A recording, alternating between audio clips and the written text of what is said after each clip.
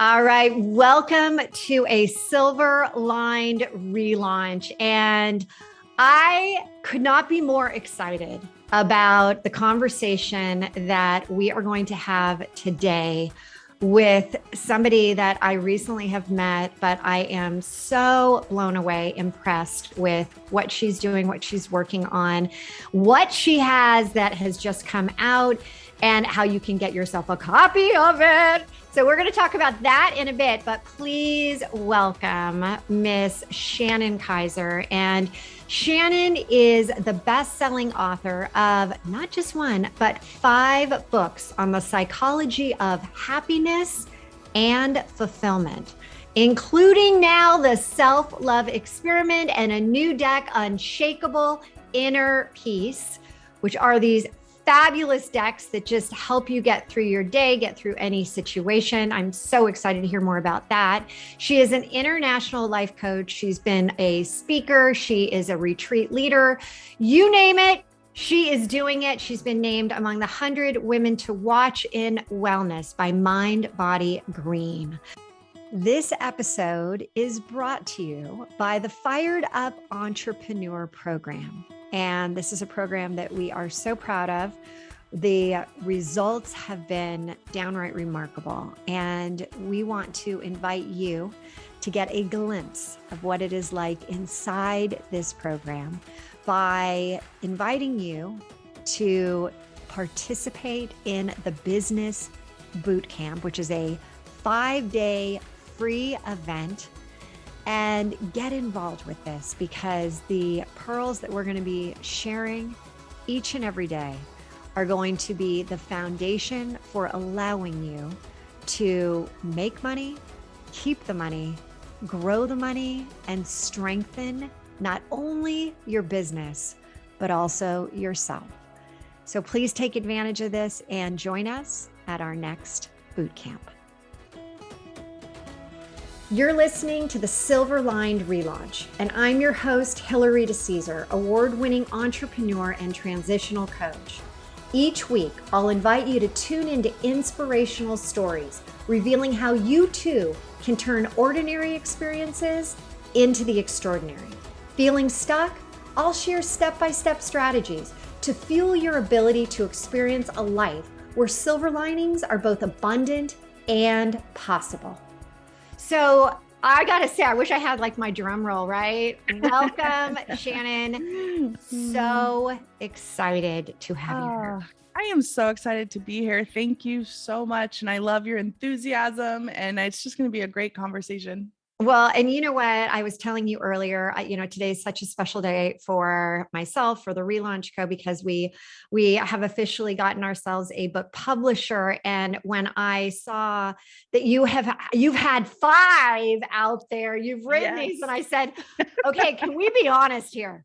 Writing a book, it could be one of the hardest things I have ever done in my life. Can you do you agree with that? I believe it is such a labor of love. And, right before we got on, we were talking about, I truly believe that we all have something that is really our true joy, true alignment, true passion. We do all this, we write books, we do courses, we do retreats, we do speaking, but I would guarantee every single person you see out there who is doing multiple things, it's because they're passionate. There's always one that it's almost like they were put on earth for that. And when they do it, their whole being lights up and they shine from the inside. And I know for you, we talked about speaking on stage and activating that full part of you, whereas books, wonderful, but it's a part of getting that message out. For me, it is books first. And so it doesn't feel hard at all. In fact, if I could write 3 books a year, my publisher, it takes, 2-3 years to get a book out, but I'm on that pace to probably write that fast if I could. I think my family and friends are probably listening right now saying, no, Hillary, don't do it. I feel like I go into a cave. I feel like I have to just goodbye.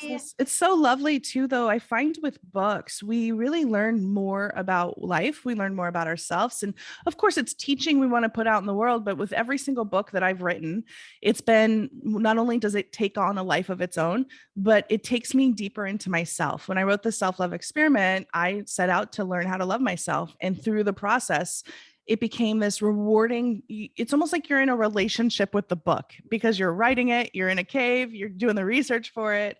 And it takes a while from the writing to get to publish out into the world. And that whole thing is you showing up for the book day by day. So it's a beautiful journey. I love it. We're going to talk a lot about self-love and the journey, but I do want to have you, although I've introduced you, I want you to take us through so far in your lifetime. What has been your most significant relaunch? Well, interesting. That is such a brilliant question because there's the, why do we do what we do? And, several years ago, I was diagnosed with depression. I was in corporate, climbing the corporate ladder. And I hit rock bottom when I was diagnosed with depression. At the time, I was suffering from eating disorders and drug addictions, toxic relationships. And I hit rock bottom. And my inner voice said, Shannon, follow your heart. And this was a decade ago. And that was a turning point. So up until recently, that was my pivotal moment and that biggest part.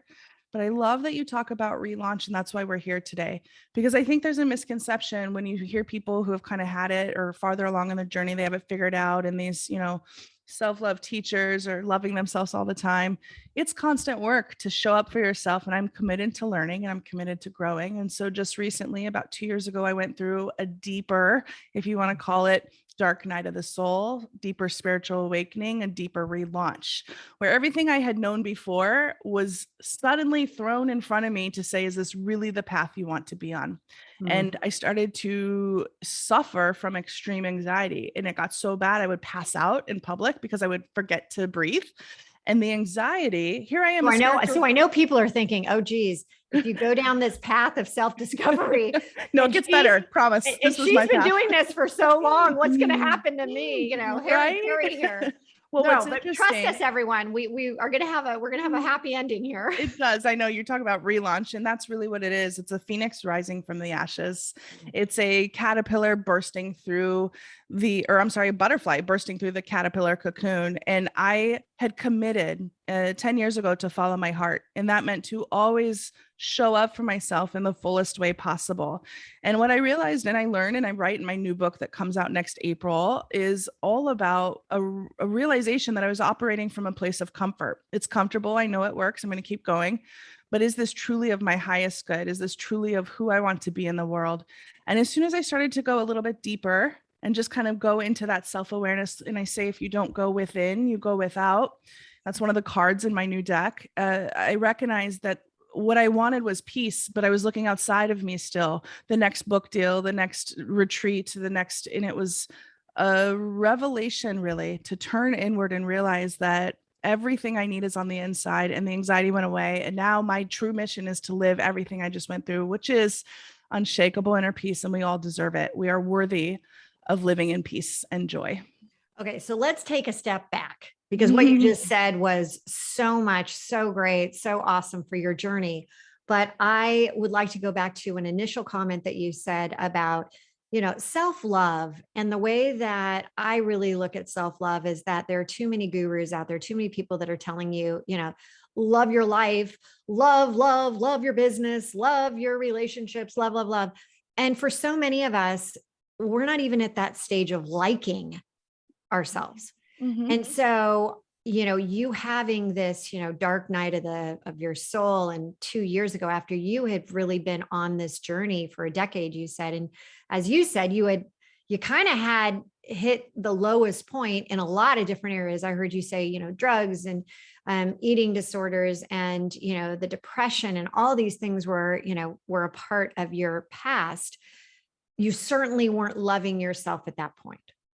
Well, several back then, when I was in that place, I definitely wasn't loving myself. And I think there's something you said that's very interesting. I was just talking to a coaching client this week about this, actually. It seems to be a theme. Do you think that loving is liking? That's really the question, because when we talk about self-love, it is a matter of I have to like everything about myself. And that's not at all what I say and what I believe. And I think we get caught up in our ego. Our fear mind is what tricks us. It tries to convince us you have to like yourself in order to love yourself. But think of your significant other or family member. You love them, but there are certain things you just don't like about them. And that's actually okay. It doesn't mean you're judging them or you're being unspiritual. It's actually just the way really human beings are made. And so when we can step back and realize, and I don't have everything I like about myself, but I love myself. And that love is a superseder, it's an umbrella. When you love yourself, you take better care of yourself, you make better choices. But it doesn't mean that you just surrender and let yourself go and say, that's fine, I love myself, everything's okay. It means you're actively participating in your life. So we can actually look at self-love from a place of, I deserve my own attention. I deserve to care for myself. And we live in a world that has trained us that it is selfish to love yourself. Who are you to go after what you want? You're egotistical. I mean, the cultural conditioning has basically been drilling down to us. You can't show up for yourself. But the real thing is, cultural conditioning knows that when you show up for yourself, you're empowered and you no longer take what they're telling you. You actually become a sovereign being. And so I suggest that we all are made to love ourselves and activate that by knowing I'm worth it. And then as you do that, you feel more empowered, you make better choices, and you actually help everyone around you and help the planet. Oh, so many people out there are probably thinking, as I just did, yeah, there's a lot of sense here because I've got 3 kids, 2 stepkids, and I know that, oh, there are times where I'm like, oh, with these kids, like, oh, But you love them. but if you're listening, kids, I still love you. But yes, there is, I love how you just said, what you did. Help us understand we always, most of us have the self-sabotaging talk, that negative talk. And that really does hold us back in terms of, that self-love, right? How do you quiet the demons in your head? Yeah, the self-love is really connected to how we talk to ourselves about ourselves. And so if you think about, you've heard this before, probably, would you talk to yourself the way, if a friend talked to you the way that you talk to yourself, you probably wouldn't be friends with them. We are our own worst enemy and critic, and it starts up here in the head. A lot of the self-love process is dropping from your head into your heart and realizing that things that we say about ourselves are not actually fact. There was a time in my period right before I wrote the self-love experiment where I actually was getting ready to go on TV. I was talking about my book, Find Your Happy. I was happy. I was fulfilled. I had a best-selling book, but I was crying, looking in the mirror because I couldn't find one good thing to say about myself. Every negative thing that my inner voice, the bullies from childhood, the neglect, all the traumas from childhood, I took on as my truth. The teacher that said you're a horrible writer, all of that became my identity instead of really asking, well, wait a second, does this belief really belong to me or is it someone else's? And that's one of the first things that I think we can do is take a belief that you've been saying. What's a common thing you've been repeating in your head? Maybe it's I'm never going to be debt free, or maybe it's all the good ones are taken at my age. I'm going through a divorce or whatever it may be, and I'm going to be single forever. These are limiting beliefs because they limit you. They make you feel kind of less than. An expanded belief is I'm doing the best I can. I'm showing up. And, I'm trusting the process. And so you want to think of where your thoughts are coming from. Are they from a down and out, destructive, fear-based place, or are they empowered place? And we train ourselves one step at a time. And the very first thing is to recognize the things you're saying about yourself are often a belief that's been passed on to you. It's not even yours. So you say, okay, I see this belief. Holy crap, that's my mom's belief. She said that all the time. I didn't even know. Or, it kind of goes like that in the process. And you realize I've been carrying around a belief that I'm not good enough and I'm never going to make it as a writer because my second grade teacher said, and we deconstruct it. And that's where it starts. And as you do, you start to one step at a time. I often say we learn the way on the way, one step at a time. We deconstruct and start loving ourselves with compassion. And if love feels really hard to get to, then you say, okay, I'm willing to live my life in new ways. I'm willing to see myself in a new light. And that's a good place to start. I think what you're saying is you and I are coming from the same place. I call them bugs, beliefs underground surfacing. And they're Yeah. usually, as you said, they're not fact. And how do you know if something is, a real thing, or is it a limiting belief? It's, what is a fact truly? A fact truly is, when there is no doubt, it is 100% true. My name is Hillary, your name is Shannon, 100% fact, Yeah. right? And then really everything else Mm. is a belief. And Yeah. so I think what you're Yes. saying makes so much sense. And I'd love to tap into something that in the Relaunch Co, we call it the 3H effect, where you have to be operating from the heart to the head to the higher self. And you mentioned, really getting from that, that the head, that higher point into your heart. Mm. And with self-love, where would you say self-love really resides? Is it in the heart? Is it in the head? Is it in the higher self? What do you think about that? I love that question because I truly believe that self love is a connection of all. It's when we're in ultimate alignment with all. It comes from our higher self in the sense that your soul, your higher self knows that you are love. And the human self, the part of us here, is the ego and the fear that tries to make us fit in the world. But true self love is knowing that you already fit in this world and you don't have to try to fit. And that's actually inspired by Summer Bacon, a mentor of mine, and Dr. Peebles. They say that a lot. So it's like we have to stop trying to fit the world and allow ourselves to be who we really are, and then see, oh my gosh, I fit just as I am. And so that's when your heart is connected to your head and your higher self. And there's no wrong. I think a lot of times we go on this journey and we start to say, oh my gosh, my ego, my fear mind has been so mean to me. I have been a brat, to myself. And then we start bringing in the shame and the judgment and the blame. And quite honestly, I feel that shame, judgment, and the guilt that we carry is far worse than any actual habit that we lean on or any actual process we move into. So if we can remove the emotional baggage over ourselves and let ourselves say, I'm learning, I'm doing the best I can, then self-love's much easier because it's just like loving a child. If they do something that maybe is not considered appropriate, they're learning, right? And they come in and they start to learn. But if they were to beat themselves up at it, when you see a child who's so mean to themselves, you just want to say, no, it's okay. You're learning and I love you and it's okay. That's also a really interesting way you just described your inner child of, how do you connect with that? Because I like to think of us as we are an accumulation of every single minute of every day in our entire life. And all of those, earlier versions of us are still with us, right? So you have like, So I mean, true. so much Absolutely. is going on within. I mean, Yeah. it's just, you talk about being a head case. Yeah, well, we all should be head cases. We have a lot of stuff going on in our head, right? We do. Yeah.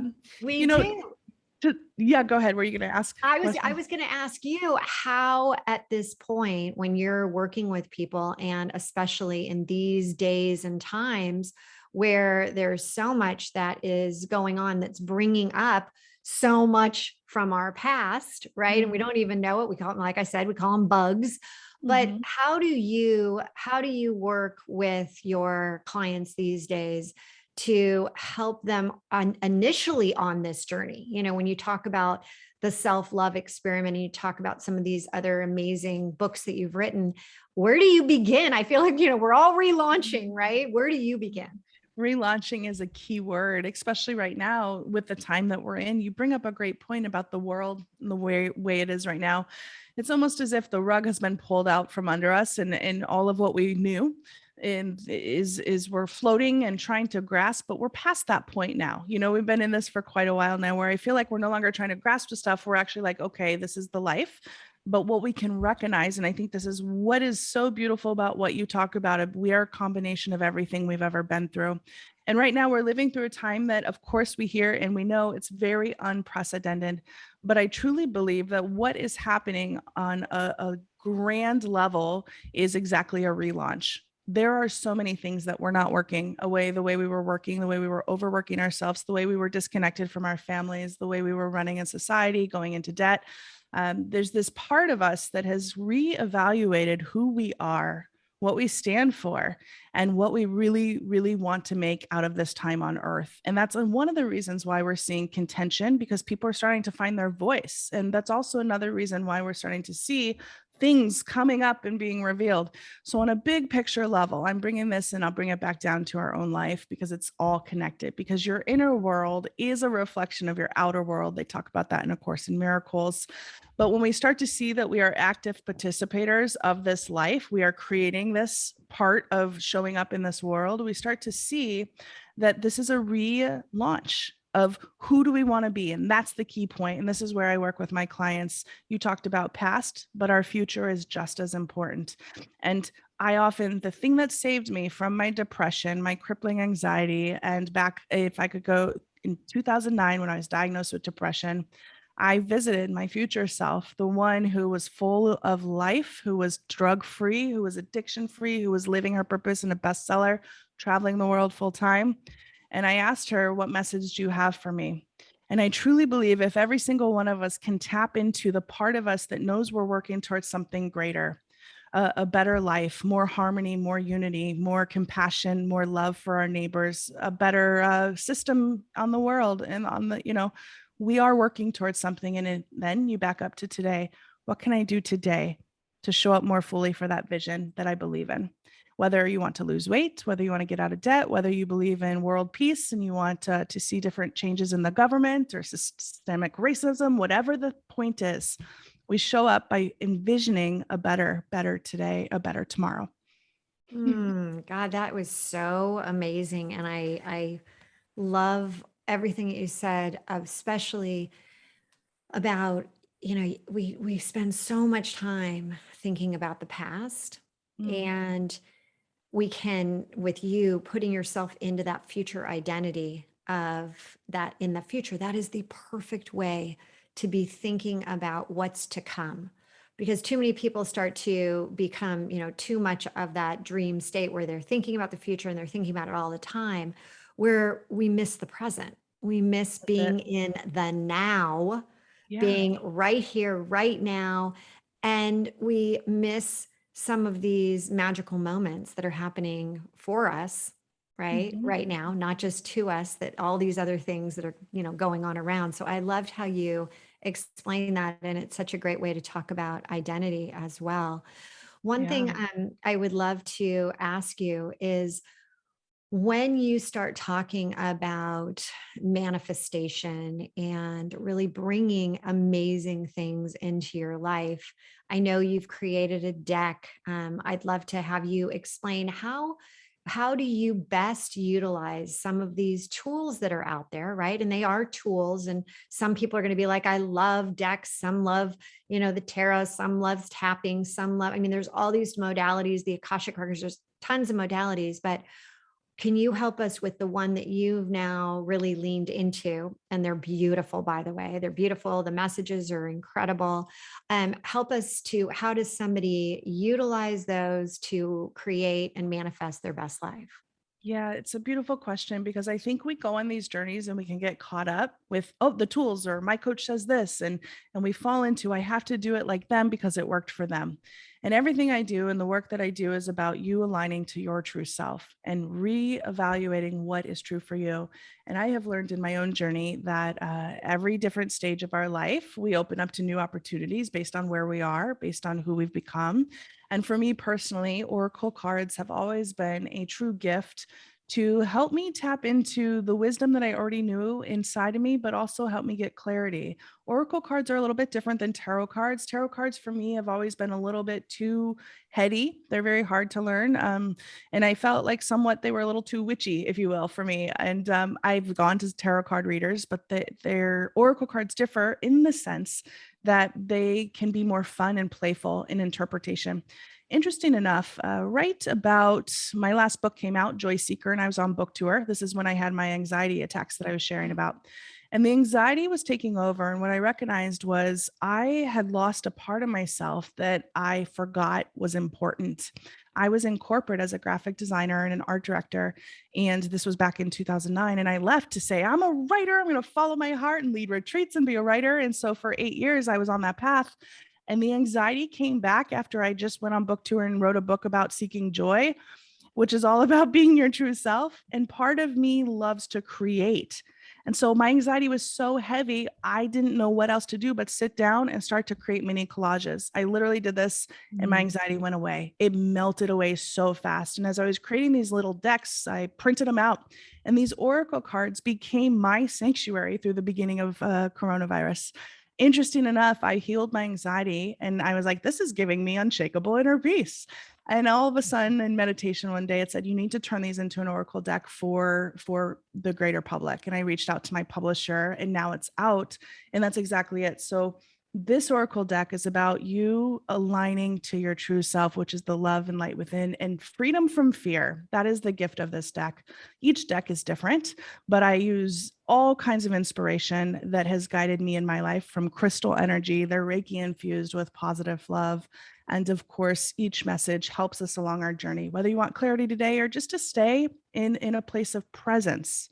That's the gift. And they've given me such tremendous hope that now it's my hope they help others.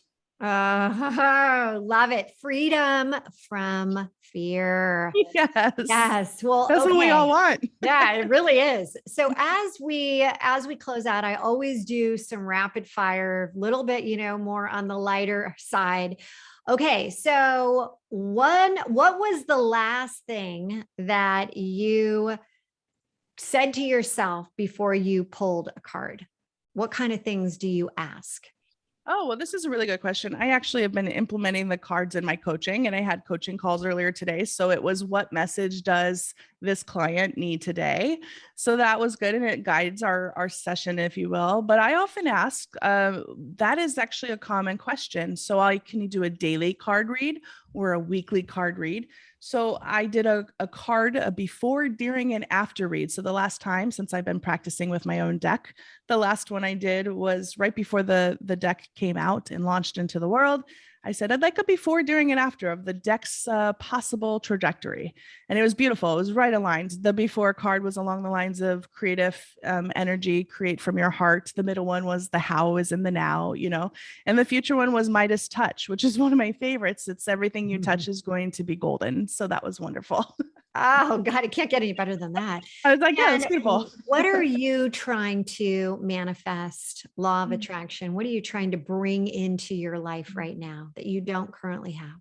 Yeah, so this is a very personal one because I've stopped trying to manifest, and instead I'm working on being the experience of everything that I know that can fully attract. Ultimate, Esther and Jerry Hicks, like be in the vortex. But the most personal is soulmate love, like long lasting, the love of my life, if you will. And I feel that I have that soulmate love. So what it is for me is that romantic partner. I just put it out publicly. There you go. This is so That's been good. Very secret. Because, I don't know if you know this, but years ago, I became a certified, not years, like not even that long ago, but a certified matchmaker just for the heck of it. Cause I thought it was so interesting. And I was getting into relaunch love. And, I started to think, great. Well, you know what? I love relationships and I love everything about it. And I do believe that the relationship that you want is the relationship that you have with yourself. So you better have a really great relationship with yourself so that you can higher self, bring in, share that same energy. So yes, I love that. Girl, that's exactly it. I think you're well on your way. Thank you. That. Yes. I love that. And I'd love to see you write a book on that. I will be the first to buy it. That will be, I think book. I now have, I have, let me get through this first one. But I also love to ask, what is your favorite beauty product by name? Because us gals out there like to know what others are using. I am obsessed with Youth to the People face care, and it's all clean ingredients, all organic, mostly organic, but it's made with like all natural, no chemicals, no dyes, no fragrances. And I am just loving it because it's like a spiritual experience when you use it. So that's my go-to. Youth to the People skincare. Okay. We'll make sure to put that in the show notes. And what are you currently, although, you've got so much going on, what would you like to share? Where can people find you? Where can they, hook into all this goodness and get a copy of the deck? Yeah, my website is playwiththeworld.com, and there's a lot of really good resources there. You can get a free oracle reading, you can sample the deck, you can get a free quiz, which is Discover Your True Purpose, and you can order the deck through there or any online retailer. My social media is Shannon Kaiser Writes, WRITES, for my author pages of both Facebook and Instagram. And I'm committed to making social media a very aligned and purposeful and positive place. So I'm posting inspiration on those channels daily. Playwiththeworld.com. Yes. And how do you describe a powerhouse of possibility? That's exactly what it is, a powerhouse of possibility. It's a fully aligned, optimal, functioning version of us. Bam. Exclamation point, fireworks at the end. That is mic drop there, girl. Shannon, thank you so much for being here. I have such great admiration for you, and really, I'm so happy that we have connected and hope to stay in contact. And what fun it was to have you on the show. Thank you. Me too. It's been so great to be here. Thank you. All right. We'll talk to you again. Take care, everyone. Bye-bye. Thank you so much for tuning in to another episode of the Silver Aligned Relaunch. If I said something today that resonated with you, will you please head over to iTunes right now and leave us a 5-star review and share this episode with others and help them find the silver linings as well. And don't forget, you can have immediate access to the show notes, any giveaways, and the links to those amazing beauty products at therelaunchco.com/podcast. Until next time, there's always a silver lining, and now is the time to hit the reset button to relaunch those transitions into transformations.